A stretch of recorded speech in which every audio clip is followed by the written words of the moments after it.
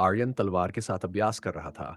चांदनी रात के नीचे जब उसने पीछे से किसी के कदमों की आहट सुनी, उसने तुरंत अपनी तलवार उठाई और आवाज की दिशा में घुमा दी। पर जैसे ही उसने देखा, सामने सुमन खड़ी थी, उसकी बहन। सुमन ने आंखें घुमाई और तलवार को हल्के से हटाते हुए बोली, भाई, खाना खाया है या बस इसी में लगे हो? उसकी आवाज में हल्की नाराजगी थी। आर्यन मुस्कुराते हुए अपनी तलवार नीचे करता है। एक योद्धा को खाने की चिंता नहीं करनी चाहिए, उसने हंसते हुए जवाब दिया। सुमन फिर से आंखें घुमाती है और घर की ओर बढ़ते हुए कहती है, अगर खाओगे नहीं तो लड़ोगे कैसे? पुराने लकड़ी के दरवाजे की हल्की चरमराहट के साथ दोनों घर के अंदर दाखिल हुए। आर्यन नीचे फर्श पर बैठा, जहां वे साधारणतः खाना खाते थे। उनका छोटा सा घर भले ही साधारण था, पर उसमें अपनापन भरा था। मैं अपनी दीदी का इंतजार कर रहा था, आर्यन ने मुस्कुराते हुए कहा। सुमन हल्की मुस्कान के साथ सिर हिलाती है। अच्छा, अब तुम्हारी दीदी आ गई है, चलो खाना खाते हैं। जैसे ही वे खाना खाने लगे, आर्यन ने सुमन को ध्यान से देखा। मोमबत्ती की रोशनी में उसका चेहरा गंभीर लग रहा था। दीदी, हमें तुम्हारी शादी के बारे में बात करनी होगी, उसने धीरे से कहा। सुमन ने थाली में खाना परोसा और उसकी ओर देखा। उसकी आवाज में थकावट झलक रही थी। फिर वही बात, आर्यन। मैंने कहा ना, मुझे शादी की बात नहीं करनी। आर्यन ने गंभीरता से कहा, दीदी, ये जरूरी है। मैंने मां से वादा किया था कि मैं तुम्हारे लिए एक अच्छा घर ढूंढूंगा। तुम कब तक राजा अर्जुन के महल में नौकरानी बनकर काम करती रहोगी? तुम्हें अपने बारे में भी सोचना चाहिए। सुमन की आंखों में गुस्सा और दर्द एक साथ उभर आया। और मेरे पास कौन सा जीवन है आर्यन? मुझे सिर्फ सेवा करना आता है। इस बारे में और बात मत करो, उसने अपना खाना परे रखते हुए कहा। आर्यन ने धीरे से उसकी कलाई पकड़ी और कहा, दीदी, मेरी बात सुनो। मेरे एक मित्र है जो राजा अर्जुन के दरबार में उच्च पद पर है। वह बहुत अच्छे इंसान है। वह तुम्हें खुश रखेंगे। तुम सिर्फ महल की नौकरानी बनने के लिए नहीं बनी हो। तुम्हें प्यार और सम्मान का अधिकार है। सुमन ने आंसू भरी आंखों से सिर हिलाया। तुम हर दिन ये बात कहते हो आर्यन। मुझे पता है कि तुम मेरी भलाई चाहते हो, लेकिन मैं अभी शादी के लिए तैयार नहीं हूं। मुझे समय चाहिए। आर्यन ने भारी आवाज में कहा, मैं सिर्फ तुम्हारी भलाई चाहता हूं, दीदी। मां से किया वादा मुझे हर पल याद आता है। मैं उसे कैसे समझाऊं कि मैं तुम्हारी खुशियों का ध्यान नहीं रख पा रहा?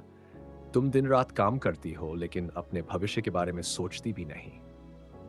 सुमन गुस्से में उठी और बोली, अगर मैं अपने जीवन से खुश हूं तो? अगर मैं ऐसा ही रहना चाहती हूं? और फिर वह अपने कमरे में चली गई। उसके कदमों की आवाज उस छोटे से घर में गूंज रही थी। सुमन का कमरे में पहुंचकर सुमन खिड़की के पास खड़ी हो गई। उसकी उंगलियां ठंडे शीशे को हल्के से छू रही थी। बाहर का चांदनी नजारा उसे सुकून देता था, पर उसके दिल में तूफान चल रहा था। उसने खुद से धीरे से कहा, मैं उसे प्यार करती हूँ, आर्यन। राजा अरुण के बिना मेरा जीवन अधूरा है। उसकी आंखों से आंसू बहने लगे। उसे पता था कि आर्यन की चिंता सही है, पर उसका दिल राजा अर्जुन के लिए धड़कता था। वह अपने आप को समझाने की कोशिश करती रही। मैं बस महल की नौकरानी हूं, उसने खुद से कहा, पर कम से कम मैं उनके करीब हूं। उनकी आवाज सुन सकती हूं, उन्हें देख सकती हूं। यही मेरे लिए काफी है। आर्यन का आना। आर्यन धीरे धीरे कमरे में दाखिल हुआ।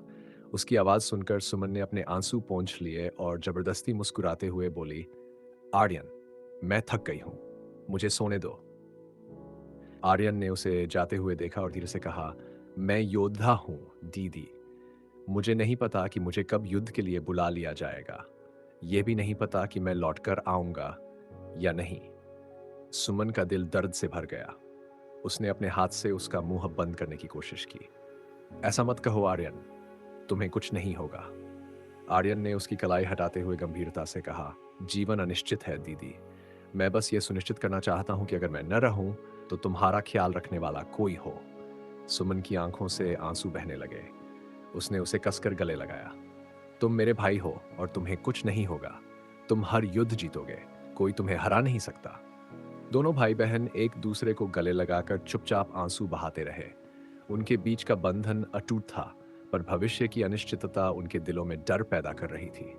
वहीं दूसरी तरफ राजा राजेंद्र और उनके बेटे युवराज आदित्य के महल के बड़े हॉल में खड़े थे। राजा के चेहरे पर चिंता साफ झलक रही थी।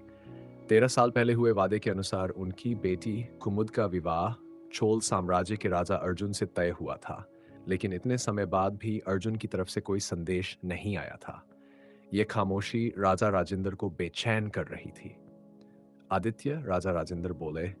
उनकी आवाज में गहरी चिंता थी। मुझे सिर्फ इस गठबंधन की चिंता नहीं है। कुमुद ने तो अर्जुन को पहले ही अपने मन से अपना जीवन साथी मान लिया है। उसका प्रेम बहुत सच्चा और मासूम है। आदित्य, जो अपने पिता की हर बात को ध्यान से सुनते थे, गंभीरता से बोले, पिताजी, मुझे पता है, कुमुद का दिल बहुत कोमल है। वह हर खुशी की हकदार है।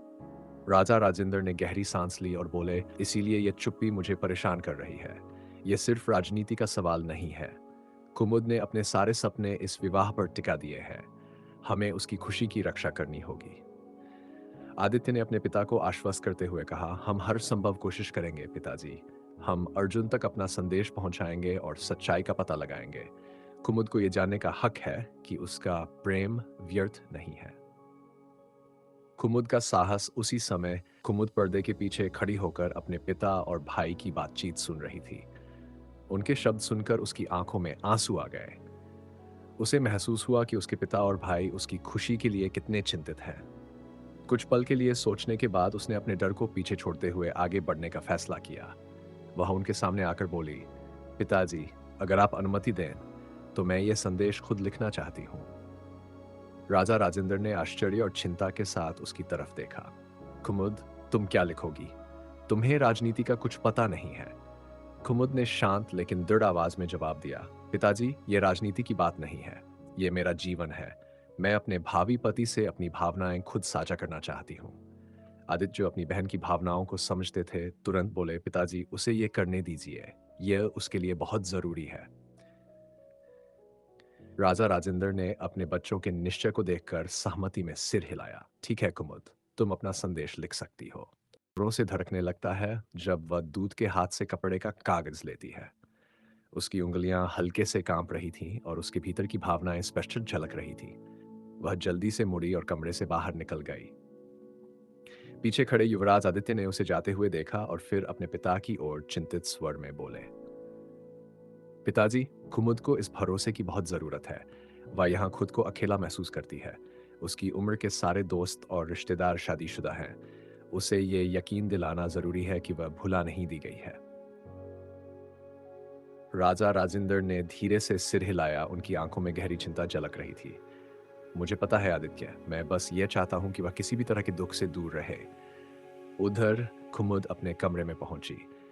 उसने दरवाजा बंद किया और खिड़की के पास अपनी मेज पर बैठ गई। उसकी सांसें तेज थी, लेकिन उसने खुद को संभालते हुए कागज उठाया और लिखना शुरू किया। आशा है कि आप स्वस्थ और प्रसन्न होंगे। यह पत्र राजनीति से नहीं हुआ, बल्कि मेरे दिल से निकला है। 13 साल पहले हमारे पिताओं के बीच एक वादा हुआ था। मैंने उस वादे को अपने जीवन का हिस्सा मान लिया है और आज भी उसी पर विश्वास करती हूँ। मैंने आपको कभी देखा नहीं, लेकिन आप मेरे लिए मेरे जीवन साथी हैं। मुझे पता है कि राजा की जिम्मेदारियां कितनी बड़ी होती हैं, लेकिन मैं आपसे यह अनुरोध करती हूँ कि उस वादे को याद रखें जो इतने साल पहले किया गया था। मेरा दिल आपकी प्रतीक्षा में धड़कता है और मेरे सपने हमारे भविष्य की आशा से भरे हुए हैं। कृपया मुझे भूलिएगा नहीं। मैं आपके उत्तर की प्रतीक्षा करूंगी, विश्वास और उम्मीद के साथ। सादर। पत्र लिखने के बाद कुमुद ने उसे धीरे से मोड़ा और एक गहरी सांस ली। उसकी आंखों में चिंता के साथ एक नई उम्मीद चमक रही थी। वह पत्र लेकर मुख्य हॉल में पहुंची और उसे दूत को सौंप दिया। मैं ये पत्र राजा अर्जुन तक जरूर पहुंचाऊंगा, दूत ने उसे भरोसा दिलाया। जैसे ही दूत महल से बाहर निकला, कुमुद खिड़की के पास खड़ी होकर जाते हुए दूत को देखती रही। उसके मन में उम्मीदें और डर का मिला-जुला भाव था। उसने अपने भविष्य की ओर एक कदम बढ़ा लिया था। अब उसे बस इंतजार करना था कि उसका संदेश राजा अर्जुन के दिल तक पहुंचे।